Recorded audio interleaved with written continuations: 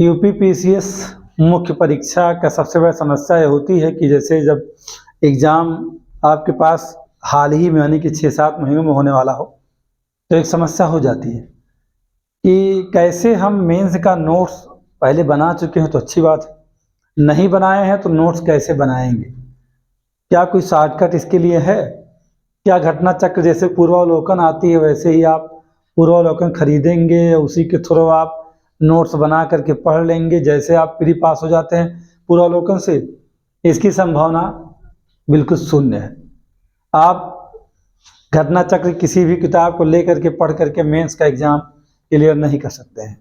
और सिलेक्शन लेने के लिए ठीक है, प्री एक बैरियर है, लेकिन उस बैरियर को तोड़ने के बाद जो बिग बैरियर है वो कौन है? मेंस है।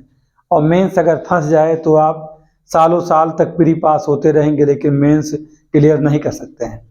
और यहाँ देखिए एक बात ये भी होती है, पहले ये भी समझना चाहिए कि मेंस का नोट्स ऐसे बन भी नहीं सकता है। कहीं भी आप यूट्यूब पे जाइए या ऑफलाइन कोचिंग की अगर बात किया जाए और ऑनलाइन कोचिंग की बात किया जाए इस मेंस एग्ज़ाम को लेकर के, मोस्टली ये देखा जाता है कि जो ऑनलाइन प्लेटफार्म है जहाँ पर मेंस की क्लासेज अवेलेबल हैं, वो लोग क्या करते हैं कि क्वेश्चन के थ्रू आपको क्लियर करते हैं। कैसे? क्वेश्चन के थ्रू वो क्या करेंगे, 150 क्वेश्चन कलेक्ट कर लेंगे, उन्हीं का कुछ कंटेंट लिख करके आपको समझा देंगे कि आप इसको पढ़ लीजिए, आपका काम यहीं से हो जाएगा। और लोग इसको करते हैं, उससे क्लियर नहीं हो सकता है। उससे क्लियर हो सकता है कब? जब आपके पास बेस बना हो तब। ऐसा आप कर सकते हैं, जैसे कि आप मान लीजिए कि आपका GS1 है और GS1 में आप 100 क्वेश्चन को सभी टॉपिक को छूते हुए इसके सिलेबस को आप नोट्स अगर बना लेते हैं, समराइज नोट्स, तो आपके लिए आसान हो सकता है। लेकिन जब आपका बेस क्लियर होगा तब ऐसा कर पाएंगे। यदि आपका बेस नहीं क्लियर है तो आपको फिर ऐसी कोचिंग ढूंढना पड़ेगा जो मेंस की जितनी भी टॉपिक होती हैं और उस टॉपिक के अंदर जितना सब टॉपिक है, जब तक आप सब टॉपिक को ना समझ पाएंगे तब तक आप नोट्स नहीं बना पाएंगे। और ये बहुत आसान है। और मैं मुख्य परीक्षा की तैयारी करने के लिए यदि देखा जाए तो सबसे जो है आसान और जो आपके चयन को सुनिश्चित कर सकता है वो यही है कि आप टॉपिक को तोड़िए, उसे सब टॉपिक में कन्वर्ट कर लीजिए और फिर देखिए उस सब टॉपिक में जब जाइए तो आपको कुछ करना नहीं पड़ेगा, आपको PYQ लेना पड़ेगा। यानी क्या, जो प्रीवियस ईयर क्वेश्चन मेंस में पूछे गए हैं उन मेंस के प्रीवियस ईयर क्वेश्चन को आप हिट करिए और देखिए कि इस आपकी जो आपने सब टॉपिक जो बना रखा है उस सब टॉपिक से कहाँ से क्वेश्चन को पूछा गया बार बार। तो अगर बात किया जाए यूपी पीसीएस की, तो यूपी पीसीएस जो कि 2018 से मेंस जो है डिस्क्रिप्टिव हो गया है। इसके पहले ऑब्जेक्टिव पूरी तरह है। तो यानी कि यहाँ आपको बहुत मिलेगा 18-5-23, यानी आपको 19 का पेपर मिल जाएगा, 20 का, 21 का, 22 का और 23 का। यानी कह सकते हैं कि 6 सालों का पेपर आपके पास हो सकता है। इसके पहले एग्जाम तो हुआ है नहीं, कहाँ नहीं हुआ है पीसीएस का, क्योंकि तब ऑब्जेक्टिव होता था। 2018 से यहाँ जो मेंस एग्जाम है वो पूरी तरह डिस्क्रिप्टिव हो गया और 2018 में जब आया तो वहाँ क्या कहा गया कि GS1 और GS2, 3, 4 और इसके साथ ऑप्शनल सब्जेक्ट रखा गया था, जिसे 2023 का जब एग्जाम हुआ तो वहाँ से रिमूव कर दिया गया। यानी ये कहा जाए कि 2022 तक का जो एग्जाम है यहाँ ऑप्शनल पेपर भी है, लेकिन 2023 से उसको हटा दिया गया। तो बहुत अच्छा है आपके लिए, इतना बेहतर है कि ऑप्शनल है नहीं तो स्केलिंग जैसे जो है गेम का आप शिकार नहीं होंगे। क्योंकि ऑप्शनल का जो पेपर होता था तो वैकल्पिक विषय होता था, वहाँ क्या होता था कि स्केलिंग सिस्टम का क्या मानक है ये कोई जान नहीं पाता था। कह सकते हैं कि आप RTI करके भी कमीशन से पूछिए कि क्यों सोशियोलॉजी वाले बच्चे को हमसे अधिक नंबर मिल रहा है और हमें नंबर मिलना चाहिए था, पब्लिक एड मेरा सब्जेक्ट है तो ये नंबर अधिक मिलना चाहिए, मुझे क्यों कम कर दिया गया। किसी ने कहा सर मेरा तो केमिस्ट्री मेंस में था तो मुझे नंबर कम मिला, किसी ने कहा मेरा फिजिक्स है तो मुझे अधिक मिला। तो ये इसमें जो स्केलिंग किया जाता था, नंबर को घटाया और बढ़ाया जाता था, इसका क्या स्केल है ये कमीशन ने कहीं बताया नहीं था। तो ये जब 2022 के बाद रिमूव कर दिया गया ऑप्शनल सब्जेक्ट तो यहाँ सभी लोग बराबर हो गए। अगर इससे आप जानना चाहें तो आपको कुछ करना है, 2023 का आप देखेंगे, क्या देखेंगे 2023 का आप पेपर देखिए और जो सिलेक्शन का आप देखते हैं कि 2022 तक इंग्लिश वाले बहुत सेलेक्ट हुए और ऑप्शनल सब्जेक्ट वाले बहुत सेलेक्ट हुए, लेकिन 2023 में जो सेकंड रैंक है वो हिंदी मीडियम वाला है, जो फर्स्ट रैंक है इंग्लिश मीडियम वाला है। तो आप इससे देख सकते हैं कि जब ऑप्शनल सब्जेक्ट रिमूव कर दिया गया यहाँ से, तो रिमूव करने के बाद अब जो लोगों के सिलेक्शन में जो गैप होता है, नंबर्स का गैप, कि जहाँ पहले जब ऑप्शनल था तो नंबर गैप 150 हो जाते थे कि एसडीएम कट ऑफ अगर 903 जा रहा है तो जो नायब तहसीलदार या कुछ और पोस्ट हो या ओबीसी जनरल का जो कट ऑफ होता है वो तो बड़ा लंबा गैप करता था। लेकिन जब इसे हटा दिया गया ऑप्शनल सब्जेक्ट को, तो अब लंबा गैप नहीं हो सकता है, यानी जो नंबर्स के गैप हैं वो घट गए, यानी हर किसी के सिलेक्शन में 15-20 नंबर का अंतर होगा, इससे अधिक अंतर नहीं हो सकता है। तो ये हो गया। अब हम मुद्दे की बात हमारी ये है कि हम लोगों को ये देखना चाहिए, यानी कि हमें पहले जब आप किसी भी मेंस किसी भी टॉपिक को, जैसे कि GS1 हम बात कर रहे हैं यूपीपीएससी मुख्य परीक्षा की, जो नहीं तो आप समझिए कि यूपीएससी का जो पेपर का क्रम होता है वहाँ अलग होता है, सिलेबस दोनों का एक है। लेकिन हाँ, एक बात और समझना चाहिए कि अगर आप यूपीएससी दे रहे हैं तो यूपीएससी पूरी तरह क्या है, कॉन्सेप्ट पर है और वो घुमावदार नहीं है, मतलब पूरी तरह क्या है, घुमावदार क्वेश्चन पूछे जाते हैं और पीसीएस यूपीपीसीएस सवाल सीधे पूछे जाते हैं, यानी टॉपिक को सब टॉपिक में डिवाइड कर लो, आंसर ले लोगे आराम से और सिलेक्शन पा जाओगे। यूपीएससी में ऐसा कुछ नहीं, यूपीएससी घुमा के पूछेगा आपसे, रहेगा तो ही, लेकिन आप ये नहीं समझ पाओगे कि इसमें टॉपिक क्या है, यानी आपको वहां थोड़ा सा देखा जाए तो हर टॉपिक पर अलग अलग जितने भी आप दृष्टिकोण बन सकते हैं उन नज़रिए से आपको सोचना पड़ेगा। आपके अंदर उस टॉपिक की समझ अगर है तभी आप उसे पकड़ सकते हैं, अन्यथा नहीं पकड़ सकते हैं। ये समस्या आपके साथ होने वाली है। अब हमने कहा कि अब यदि आप नोट्स बनाना चाहते हैं तो आप जो भी टॉपिक हो, जैसे कि GS1 का टॉपिक है क्या, भारतीय संस्कृति, क्या है, भारतीय संस्कृति। अब के इतिहास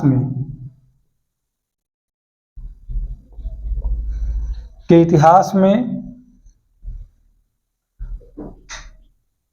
प्राचीन, मध्य, आधुनिक।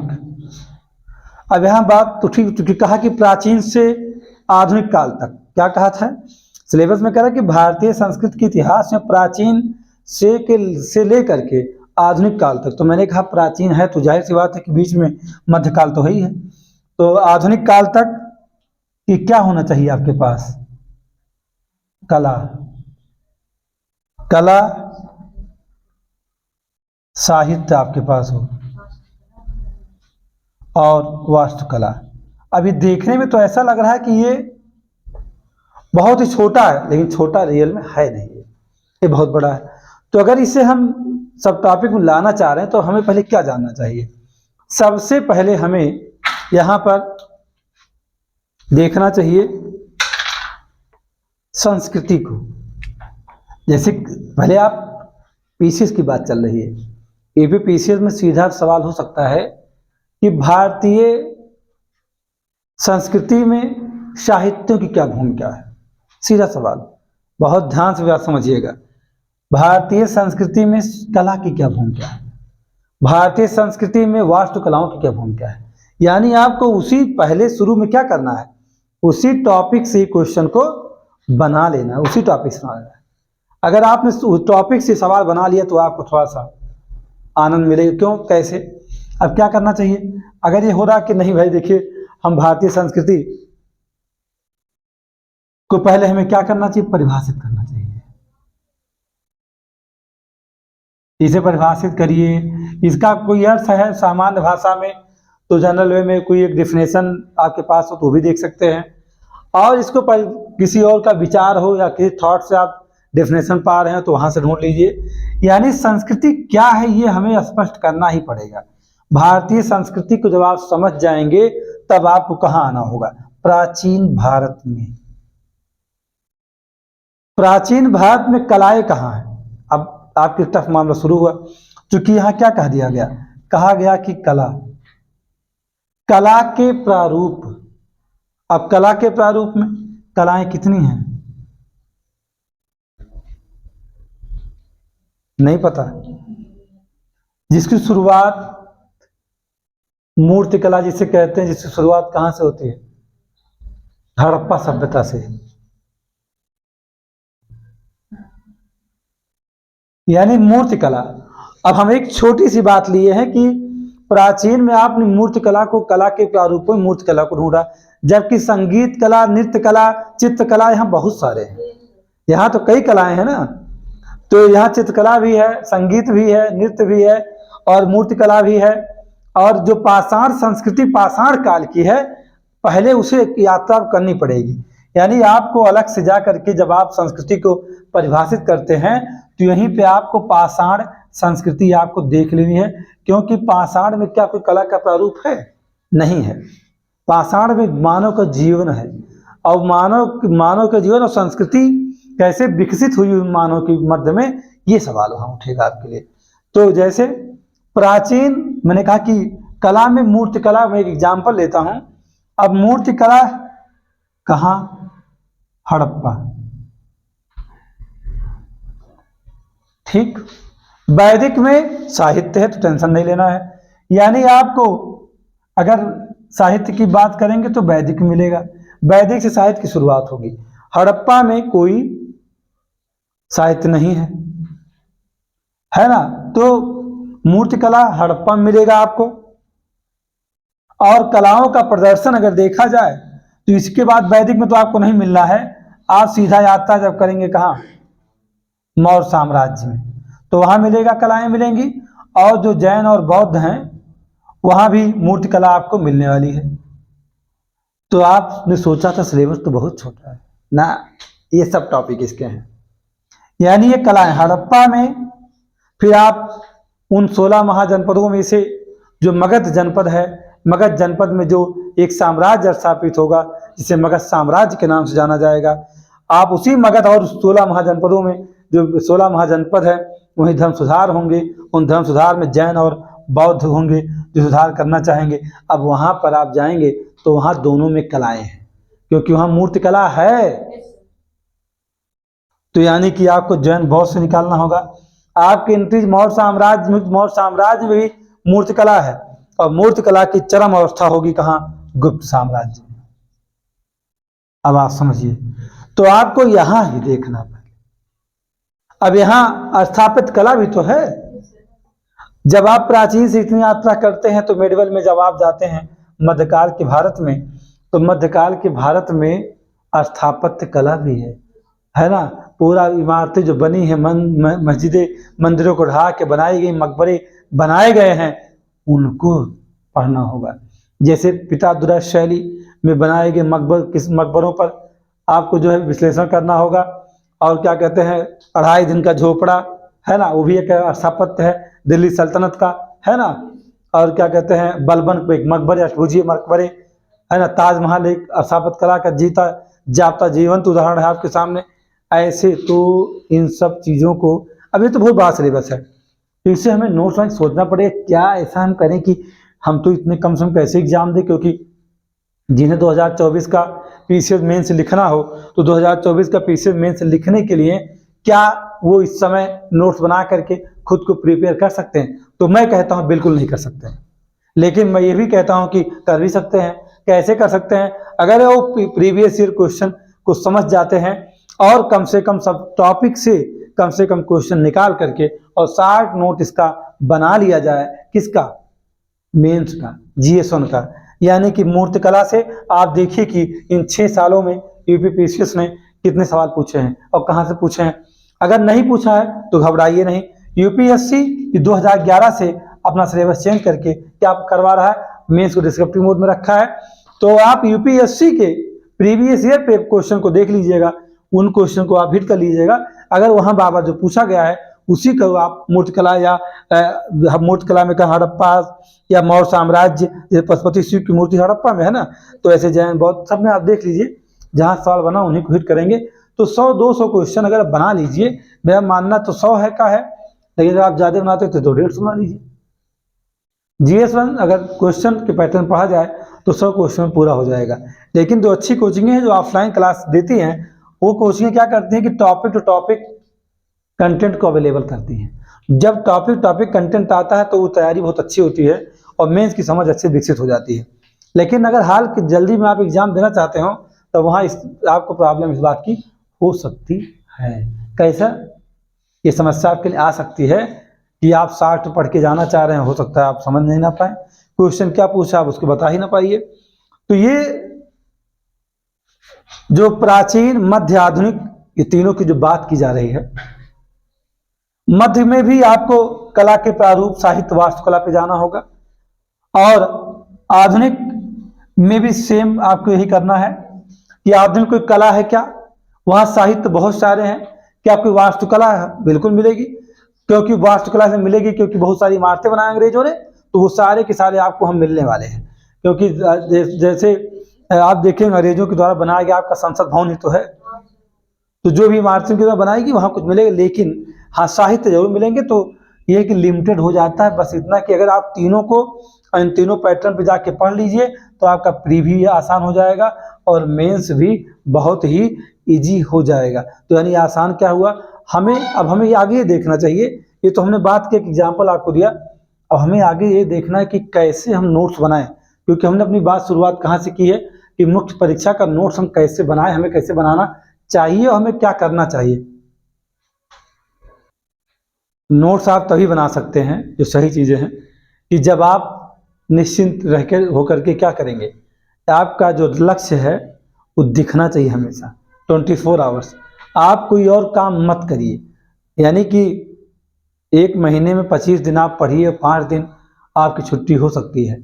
इसके अलावा अगर आप कुछ और करते हैं, जैसे आप कोई 2-3 एग्जाम एक साथ दे रहे हों, तो आप मत दीजिए। अगर आप सोचते हैं कि आप आरओ भी दे लेंगे, आप क्या बन जाएंगे, आप आईएएस भी बन जाएंगे, तो आईएएस और पीसीएस का तो थोड़ा सा मामला सेटअप कर जाता है, आरओ का भी सेटअप कर जाएगा, कुछ हद तक मदद मिल जाएगी आपको तीनों एग्जाम में।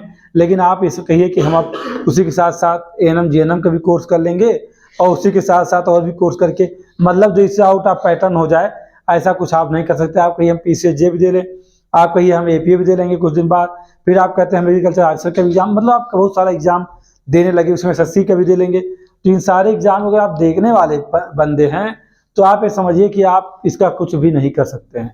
इसमें हमने कहा कि बहुत इजीली कंटेंट अवेलेबल होने की वजह से एक बहुत बड़ी समस्या है कि आप अगर कुछ और कर रहे हैं, कुछ और का मतलब इसके अलावा और कुछ कर नहीं सकते हैं। यदि आपको कंपटीशन निकालना है तो और कुछ मत करिए, अब चक्की चला के आईएएस आप नहीं बन सकते हैं। डीआईजी मनोज शर्मा का समय दूसरा था कि चक्की चला करके वो आईएएस आईपीएस बन गए हैं, उस समय दूसरा था, तो कंटेंट बहुत कम अवेलेबल थे और उन्होंने उसको बहुत अच्छे से एडजस्ट करके निकाल लिया एग्जाम। अब इतने कंटेंट फैले हुए हैं, इतना मार्केट में अच्छी अच्छी किताबें उपलब्ध हो गई हैं जो बहुत आसानी से उपलब्ध हैं, गांव के हर गली में किताबें पहुंच चुकी हैं।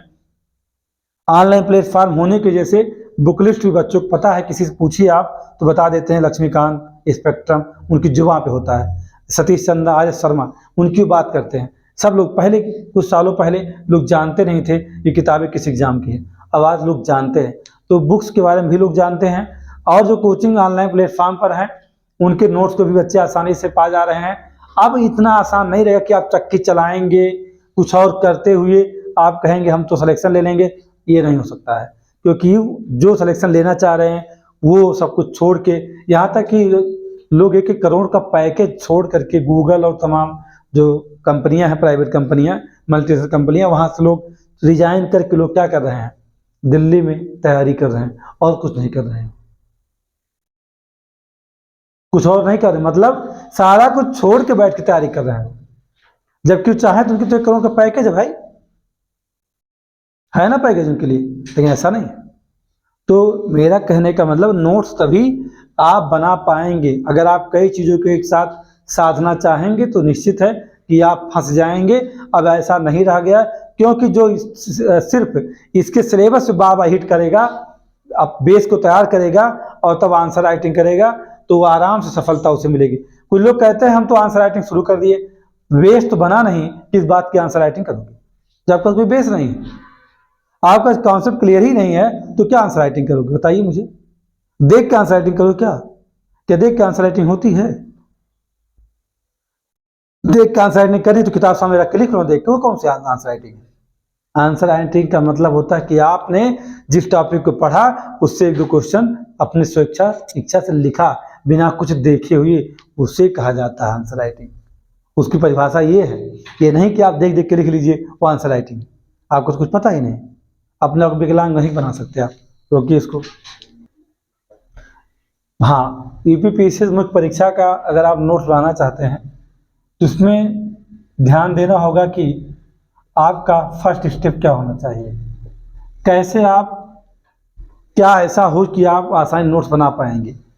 तो सबसे पहले आपका जो फर्स्ट स्टेप है, कोशिश करिए कि जो इसका सिलेबस है उस पाठ्यक्रम यानी कि सिलेबस को आप क्या करिए, मेंटेन करिए।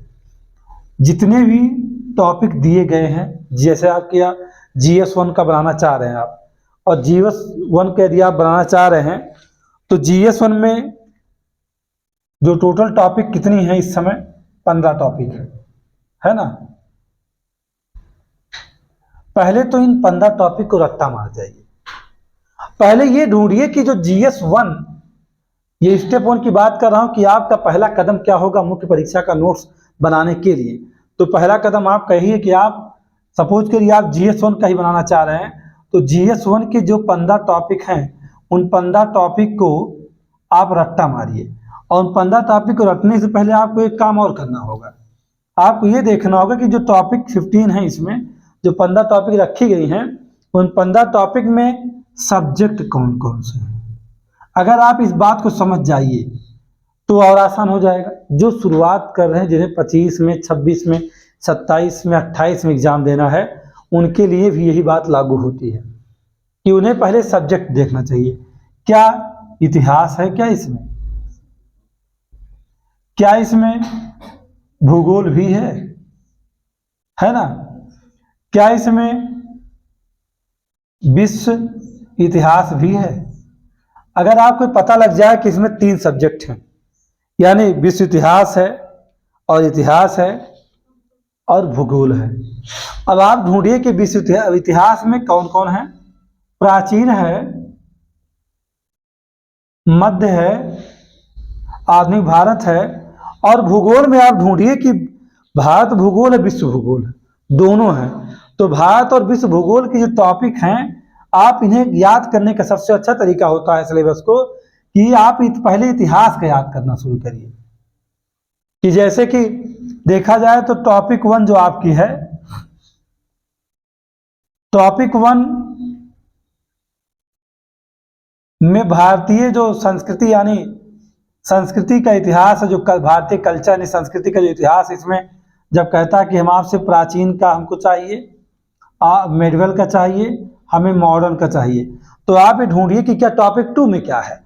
तो जब आप इसके टॉपिक 2 को देखते हैं तो आपको ये पता लग जाता है कि ये तो अकेले किसका है, ये अकेले है मॉडर्न इंडिया का, यानी किसका है, आधुनिक भारत का है। यानी आपको ज्यादा काम किस पे करना होगा, आधुनिक भारत पे करना होगा।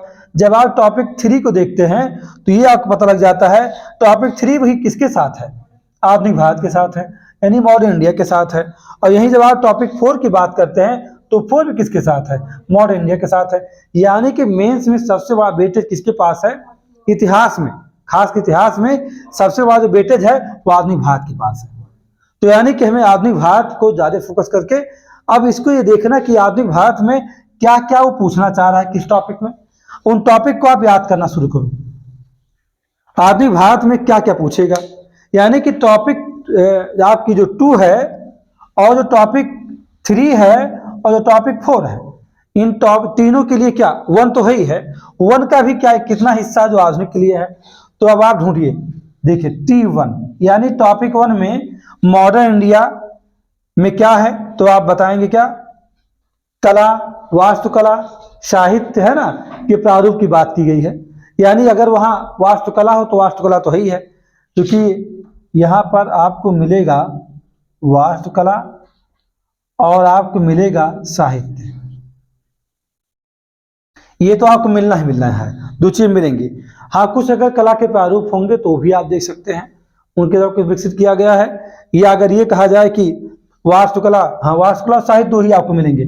और टॉपिक 1 में आपको 2 मिला, और जब आप टॉपिक 2 में आए जहां पर क्या कहा गया है कि 1757 से लेके 1947, यानी टॉपिक 2 में क्या 1747 से नहीं 1757 से 1947 तक की किन बातों को आपको देखना होगा। आपको देखना है जो इम्पॉर्टेंट इवेंट यानी कह सकते हैं कि महत्वपूर्ण घटनाक्रम, महत्वपूर्ण घटनाओं को देखेंगे और उसके बाद किसे देखेंगे आप, व्यक्तित्व को देखेंगे। व्यक्तित्व जैसे भगत सिंह हैं, सुभाष चंद्र बोस हैं, गांधी जी हैं, नेहरू जी हैं, है ना। किसी के व्यक्तित्व की चर्चा करना है और समस्याओं पे आपको चर्चा करना है। यानी ये कह सकते हैं कि उस दौरान 1947 तक आज़ादी में संघर्ष की बात की जाएगी। तो अगर इसे आप पूरी तरह अगर टॉपिक 2 को क्लियर कर लीजिए तो आपका टॉपिक जो 3 है ना वो अपने आप ही क्लियर हो जाता है। कैसे क्लियर हो जाता है, क्योंकि 1757 से लेकर 1947 जब वहाँ पढ़ते हैं तो आपके लिए आसान क्या हो गया कि जब टॉपिक 3 को आप देखते हैं तो टॉपिक 3 में यहाँ पे बात की जाएगी किसके, आंदोलन की बात की जाएगी, यानी स्वतंत्रता संघर्ष की बात की जाएगी। अर्थात कह सकते हैं कि यह राष्ट्रीय आंदोलन की बात करेगा। किसकी बात होगी, राष्ट्रीय आंदोलन की। और जब राष्ट्रीय आंदोलन की बात हो रही है तो यदि आपने टॉपिक 2 को ठीक से पढ़ा हो तो यहाँ पर आपको क्या मिल जाएगा, 1900 राष्ट्रीय आंदोलन की अगर हम बात करें तो राष्ट्रीय आंदोलन 1885 से 1947 तक की कहानी है। 1947 को 3 भागों में, मैंने कल भी बताया था इसके बारे में, प्रथम चरण, द्वितीय चरण और तृतीय चरण की बात। प्रथम चरण में अगर आप जाएंगे तो प्रथम चरण 1885 से शुरू होकर के कहाँ होता है, 1905 होता है। दूसरा चरण जो आपका 1905 से शुरू होकर के कहाँ होता है, 1919 होता है। और तीसरा चरण जो आपका शुरू होता है 1919 से 1947 का होता है। तो अब जब आप इनको डिवाइड कर लेते हैं, किसे डिवाइड कर लेते हैं, आधुनिक को, तो यानी टॉपिक 2 और 3 को अगर आप 2 को ठीक से पढ़ते हैं तो 3 उसी में कवर हो जाता है। अब बात क्या हुआ कि इतिहास में क्या है, आज़ादी के बाद का भारत, यानी जो T4 की अगर बात किया जाए, टॉपिक 4 जो आपके पास है वो क्या है, आज़ादी के बाद भारत। यानी आज़ादी के बाद का भारत कहने का मतलब हुआ कि 1947 के बाद से शुरू करेंगे और 1965 तक आप पढ़ लेंगे। और वो भी क्या, देश के एकीकरण और पुनर्गठन की बात, मात्र एकीकरण और पुनर्गठन। ये नहीं याद करना है कि 1947 के बाद कौन प्रधानमंत्री बना, राष्ट्रपति बना, ये मामला नहीं। राष्ट्र का एकीकरण करने वाले कौन हैं, भारत के बिस्मार्क, जिनका नाम है सरदार वल्लभ भाई पटेल, उन्हीं की आपको चर्चा के ज़्यादा करनी है। या राज्यों का पुनर्गठन जैसे संसद ने करवाया, कानून बना के करवाया, राज्यों का निर्माण करवाया, तो पढ़ना होगा। तो ये कह सकते हैं कि ये जो टॉपिक जो आपकी 2 है, जैसे ही आप टॉपिक कह सकते हैं कि मॉडर्न इंडिया कहाँ शुरू हो जाएगी, टॉपिक 2 में, और जैसे आप टॉपिक 2 को उठाते हैं वैसे ही मतलब मॉडर्न अकेले आप कवर कर लेगा। तो सिलेबस रटने के लिए भी आपको सिलेबस ऐसे रटना होगा, इतिहास में कौन कौन से इतिहास से हमें क्या पढ़ना है। अगर आप ऐसा कर लेके पढ़ रहे हैं तो आपको इजी हो जाएगा। यानी आपने ऐसे ही सारे जितने इसमें हैं सिलेबस में आपके, सबको तोड़ते चले जाइए, सब पूरा तोड़ लीजिए आप। और उसके बाद नहीं आप एक साथ तोड़ना चाहते हैं तो पहले आप टॉपिक 1 2 3 4 तोड़ लीजिए, क्योंकि ये ज़्यादा आपके लिए आवश्यक है। इनको आप टॉपिक 1 की बात करेंगे तो एक सवाल मेंस में आता रहता है, हमेशा आता रहता है। तो टॉपिक 1 आप थोड़ा सा डिफरेंट हो जाएगा, कल्चर पर है, लेकिन आप 2 3 4 लगभग एक ही जगह से आपको मिल जाएंगे। आप स्पेक्ट्रम की बुक राजीव वहीद की पढ़ रहे हो तो वहाँ से ये 2 टॉपिक आपके कवर हो जाएंगे। उसी को बार बार पढ़ना और उसकी थीम को अपने ब्रेन के अंदर डेवलप कर देना बहुत बड़ी उपलब्धि है। एक खास बात, और लोग कहते हैं एनसीईआरटी पढ़ लेंगे सर, एनसीईआरटी क्या पढ़ना जरूरी हो जाएगा क्या, एनसीईआरटी या स्पेक्ट्रम दोनों में से एक पढ़े, क्या कौन सा पढ़ें, तो परेशान मत होइए, बेवकूफ़ों की बातों को मत सुनिए, क्योंकि ये जरूरी नहीं होता है कि यदि आपके अंदर समझ नहीं है, यदि आपके अंदर शब्दों की समझ नहीं है तो एनसीईआरटी पढ़ना चाहिए। लेकिन यदि आपके अंदर समझ है तो एनसीईआरटी मत पढ़िए, कोई उसकी जरूरत नहीं, क्योंकि मार्केट में बहुत सारी बुक्स ऐसी अवेलेबल हैं जो एनसीईआरटी को छूते हुए लिखी जा रही हैं। जैसे स्पेक्ट्रम लिखी गई है तो एनसीईआरटी को छू के लिखी गई है, तो एनसीईआरटी पढ़िए ना पढ़िए, अगर आप स्पेक्ट्रम पढ़ लेते हैं, अच्छे पढ़ते बार बार पढ़ते हैं, तो एनसीईआरटी दूर दूर तक उसको कोई मतलब नहीं है। मॉडर्न इंडिया के लिए कोई प्रॉब्लम नहीं आने वाली है, क्योंकि वो जिस आर एस शर्मा को आप पढ़ते हैं, अगर आप उन्हें पढ़ लेते हैं तो एनसीईआरटी नहीं पढ़ना पड़ेगा, क्योंकि वही आर एस शर्मा ने एनसीईआरटी में भी लिखा है। वही सतीश चंदा जिन्होंने मेडिवल एनसीईआरटी में लिखा है, उन्हीं सतीश चंदा की एक स्टैंडर्ड बुक आती है मेडवेल की, वो आप ले लेंगे तो आपको समस्या नहीं होगी। यानी जो उन्हीं राइटर की अगर स्टैंडर्ड बुक आ चुकी है तो बुक्स को आप पढ़िए, बहुत ज़्यादा उलझना नहीं है। आपको बस अपने ब्रेन में उस सब्जेक्ट की टॉपिक की समझ विकसित करनी है, इसलिए आप ऐसा करिए। हाँ, अगर आपके पास शब्द नहीं है, आप बहुत छोटे हैं और आप अभी इंटर कर रहे हैं और आप वहीं से सिविल करना चाह रहे हैं, तो आप बिल्कुल एनसीईआरटी पढ़ सकते हैं, तो स्टैंडर्ड बुक आप नहीं छू सकते हैं। दोनों बातें हैं, एक साथ दोनों पढ़ने की गलती कभी नहीं करना चाहिए। अगर आप एक साथ दोनों पढ़ना चाहते हैं तो समस्या में आ सकते हैं, क्योंकि आप कंफ्यूज हो जाएंगे कि इसमें क्या है। तो आप जब भी पढ़ेंगे सिंगल के साथ चलेंगे। यानी अगर आप चाहें तो आप एनसीईआरटी को स्किप करिए, कोई डर नहीं है, कोई घबराना बिल्कुल नहीं है। स्पेक्ट्रम परफेक्ट है उसके लिए। हाँ, बाद में जो लिखना मेंस है वो आपका ब्रेन ही निकालेगा चीज़ों को, वही आपको देगा, बशर्ते मैंने कई बार कहा है कि एक के साधे सब सधे और सब साधे सब जाए। अगर एक साथ सही कई किताबों से आप ढूंढना शुरू करेंगे तो निश्चित है आप डूबेंगे, आप बचेंगे नहीं। एक सिंगल बुक को आप बार बार पढ़ेंगे, जब वो बुक आपकी तैयार हो जाती है। जैसे आप कहें सर इसका नोट्स हम कैसे बनाएं, हम तो मॉडर्न इंडिया से पढ़ लिए स्पेक्ट्रम को, तो सर नोट्स कैसे बनाएं? नोट्स बनाना बहुत आसान होता है। अगर आप स्पेक्ट्रम को एक बार, दो बार, तीन बार पढ़ लिया, सपोज करिए आपके ब्रेन में उसकी 70% बातें आ चुकी हैं, आप नोट्स बना डालिए और आंसर राइटिंग करेंगे तो बहुत मजा आएगा आपको। वहाँ बहुत इजीली आप किसी भी क्वेश्चन का आंसर कर जाएंगे। अब जैसे आप जब आपको तैयार हो बुक, तो आपके पास कई किताबें तो पढ़ना नहीं है।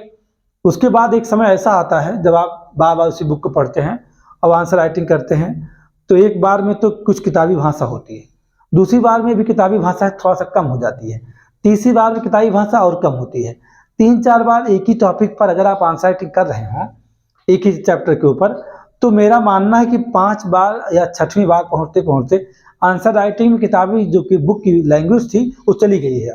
अब किसका लैंग्वेज आ चुका है? आपका आ गया है। और असली कंप्यूटर वही है जो आंसर राइटिंग करके अपने लैंग्वेज में ले आए। अपने लैंग्वेज में आप तभी ला पाएंगे जब आप पहले उस चैप्टर का 70% तैयार कर ले जाएंगे। 70% तैयार करने के बाद जब उससे आप आंसर राइटिंग करेंगे 4-5 बार, तब ऐसा होगा। अब ऐसा भी हो सकता है कि कभी ना आए, ये भी एक बात है। ऐसा भी हो सकता है कि कभी भी आप उस लैंग्वेज को ना छोड़ पाएं, आप अंदर से जो अभिव्यक्त की आपकी कला है वो ना आ पाए, क्योंकि कमीशन आपके से नहीं पूछा कि किताब आके उतार दीजिए। कमीशन ये चाहता है, पेपर सेटर ये चाहता है कि आपके इस पर खुद के क्या व्यूज हैं। जैसे कि यूपीएससी आपकी राय को पूछता है, मैंने कई बार कहा है यूपीएससी और यूपीपीसीएस में अंतर है। यूपीएससी अपने मेंस के क्वेश्चन में आपकी राय पूछता है और यूपीपीसीएस सीधे परिभाषा पूछता है, नहीं टू द पॉइंट बातें करता है। लेकिन यूपीएससी आपको ओपिनियन लेता, तो आपका ओपिनियन आप कब दे पाओगे?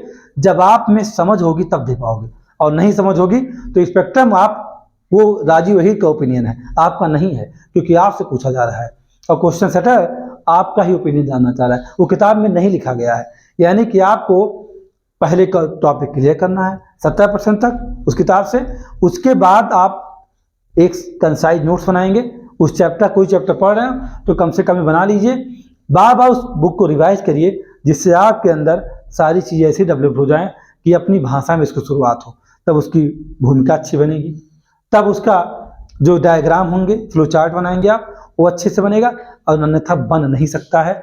आप कितना प्रयास कर लीजिए, किसी के द्वारा पीडीएफ मेरे द्वारा लिखवाया गया नोट्स भी किसी काम का नहीं होगा आपके, जब तक आप ये नहीं करेंगे। यानी आपको करना ही होगा। नोट्स क्या होते हैं? सहायक होते हैं। किसमें सहायक होते हैं?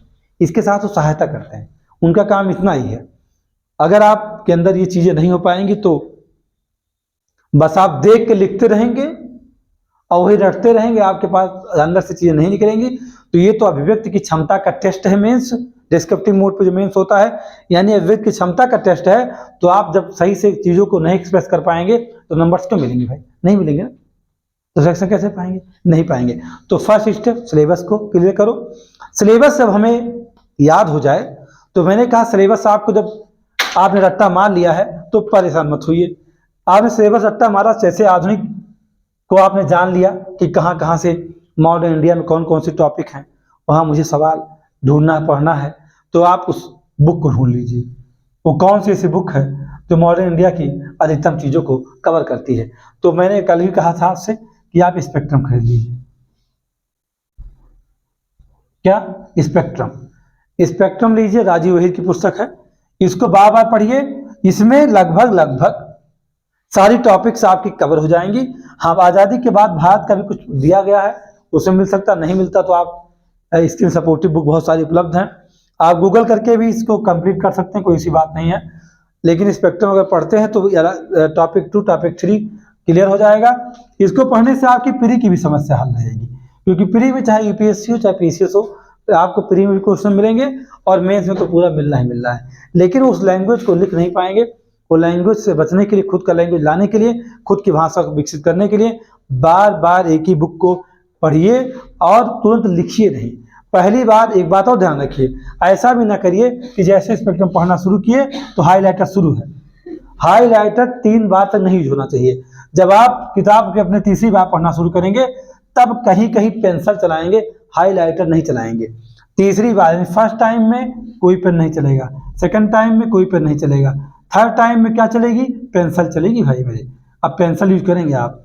फोर्थ टाइम जो चौथी बार आप बुक को पढ़ना जा रहे हैं तो आपको हाईलाइटर यूज करना है। क्या, हाईलाइटर यूज करते चलना है। अब आपको नोट्स भी बनाना है, अब देखना है वो कौन सी चीजें ऐसी हैं जो हमें याद नहीं। 3 बार में जितना याद होना था याद हो चुका है, अब जो नहीं याद है और बहुत महत्वपूर्ण है उसके लिए A4 साइज पेपर रखिए और कंसाइज नोट्स बनाते जाइए। आपकी बुक 4 बार में कंप्लीट रहेगी। आप उस बुक से, मेरा मानना है, जो मेरा अनुभव है वो अनुभव मेरा ही कहता है कि 60% चीजें आप ग्रिप में होंगी। और जब आप इन जो लिखेंगे, जो चौथी बार जो आप पढ़ते हुए आपको जो नहीं याद था आप लिखते गए और आप उस रट्टा मार दिए तो आपकी पहुंच कहाँ तक हो चुकी है, 60 से लेके 80% के बीच में हो गया है। और इसका मतलब होता है कि अब आप आदमी पर तैयार है। इतना ये सफर होता है मेंस का। मैं डरा नहीं रहा हूँ, मैं सच को आपको बताना चाह रहा हूँ कि मेंस में ऐसे ही चलना पड़ेगा, तभी रिजल्ट आएगा, नहीं तो। हाँ, एक बात और है कि कभी कभी कुछ लोग साथ चमत्कार हो जाता है, तो चमत्कार होता है एसडीएम में बनने के लिए नहीं होता है। चमत्कार होता है पीसी कुछ भी आप पा सकते हो, लेकिन एसडीएम और डीवाईएसपी जो उस पर बहुत प्रॉपर पोस्ट हैं वो आप नहीं पाएंगे। बाकी उसमें कुछ ऐसा पा सकते हैं जहाँ जीवनायापन का सहारा आपको मिल सकता है, लेकिन आपका जो आपने जो लक्ष्य को सोच रखा है वो आपको नहीं मिल सकता है। तो इसलिए आप स्टेप 1 सिलेबस कवर करिए, पहले रखिए सभी पेपर्स का, और उसके बाद स्टेप 2 संसाधन इकट्ठा करिए, यानी बुक्स लाइए और बुक से ढूंढिए कौन कौन से चैप्टर हैं। और उस चीज़ को जानने के, अगर मेंस का जानना है तो आप स्टेप 2 कर सकते हैं। क्या, स्टेप 1 आपने सिलेबस कंप्लीट किया अपना, और मेरा मानना कि स्टेप 2 में क्या आप क्या कर लीजिए, स्टेप 2 में आप पीवाईक्यू लीजिए। पीवाईक्यू प्री और मेंस की बात मैं कर रहा हूँ, प्री और मेंस दोनों की लीजिए, दोनों आप पास हो। और जब ये पीवाईक्यू मिल जाएगा तो उसके बाद तीसरा स्टेप आपका कि आप भाई जितनी बुक्स हैं हर सब्जेक्ट की उसको आप कलेक्ट करिए और पढ़ना शुरू करिए। बिना बुक पढ़े सिलेक्शन नहीं हो सकता है, ये बहुत अच्छे समझिएगा, क्योंकि यूट्यूब के प्लेटफॉर्म पर कहीं भी टॉपिक मेंस क्लास अवेलेबल नहीं है। सभी क्लास क्वेश्चन आंसर फॉर्म में है, जिससे आपका कुछ होगा नहीं। गुमराह मत होइए, पूरा का पूरा प्रयास करिए, खुद पढ़िए आप, क्योंकि आप खुद अगर नहीं पढ़ेंगे तो आप खुद नहीं कर पाएंगे, और आप नहीं पढ़ रहे हैं तो ईश्वर भी आपकी मदद नहीं करेंगे।